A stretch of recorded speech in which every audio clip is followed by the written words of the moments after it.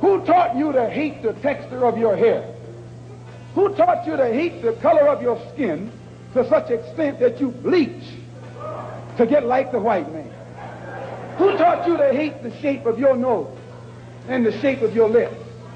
Who taught you to hate yourself from the top of your head to the soles of your feet? Who taught you to hate your own kind? Who taught you to hate the race that you belong to? So much so that you don't want to be around each other. No, before you come asking Mr. Muhammad, does he teach hate, you should ask yourself who taught you to hate being what God gave you.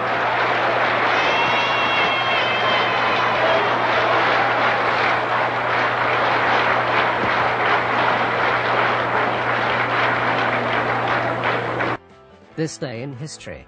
Malcolm X assassinated. That was the mantra of black activist Malcolm X, who was assassinated during an address in New York City 52 years ago today at the age of 39. Schooled by the Nation of Islam while in prison for burglary at the age of 21. Malcolm became a loyal follower of its leader Elijah Muhammad, and later an effective minister, known for his fiery oratory.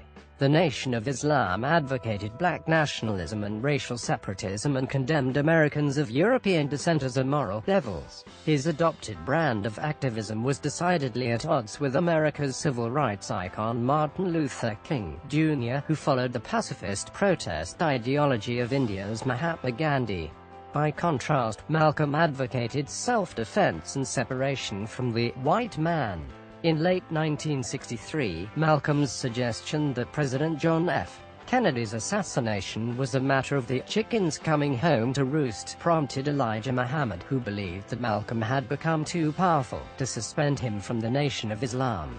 A few months later, Malcolm formally left the organization and made a Muslim pilgrimage to Mecca, where he was profoundly affected by the lack of racial discord among Orthodox Muslims.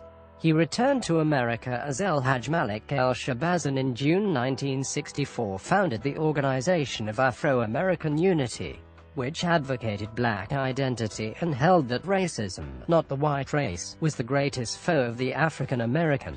Malcolm's more moderate philosophy became increasingly influential in the civil rights movement, especially among the leaders of the Student Nonviolent Coordinating Committee. A week before he was shot to death by members of the Nation of Islam, his home was firebombed. Thomas Hagen was the only man who admitted his role in the murder. Hagen was sentenced to 20 years to life imprisonment after being found guilty at trial with two others in 1966. The other two men were released in the 1980s and have long denied involvement in the killing. Hagen was paroled in 2010 after serving 44 years in prison.